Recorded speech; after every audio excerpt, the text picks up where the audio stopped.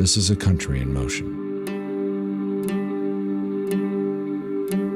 The land of hard work and independence. Its people bound only by their imagination. In Detroit, companies like Shinola are reconnected with the past, building a better future. Because of entrepreneurship, Detroit is coming back one step at a time. By working with their hands, people are dreaming again. These are our people, our pride, our power. This is our time. Shinola represents America at some level, I believe. It represents the notion that anything is possible. It shows that what this country was built on is real and is still here. The people of this city are what Shinola is so excited about, and what really brought us here is the people's tenacity, and they're willing to be part of such an interesting comeback. Bicycles and watches are an extension of oneself.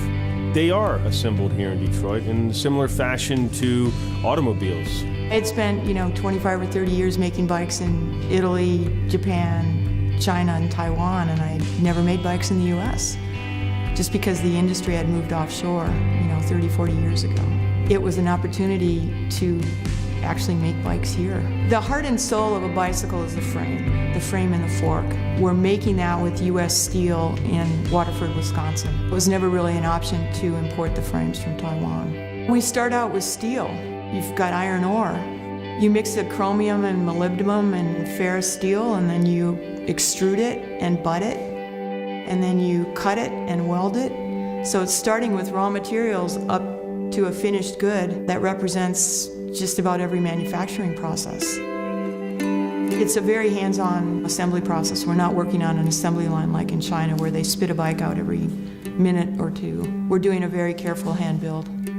If you take care of these bikes and you don't keep them out in a salt environment, you can pass these on to your children and grandchildren. I really hope people would step away from the computer and get on a bicycle. I think you really have an emotional connection to how you felt as far as freedom. What it feels like to be on a bike when you're a kid is freedom. And that's still what happens when you walk away from your computer and go for a ride. I hope the legacy of Shinola would be that we're able to sustain and grow this great idea of making things in America, and we can get more people on that bandwagon to support what we're doing. And that this is just the beginning of a stronger revival of Detroit and U.S. manufacturing, not just in Detroit.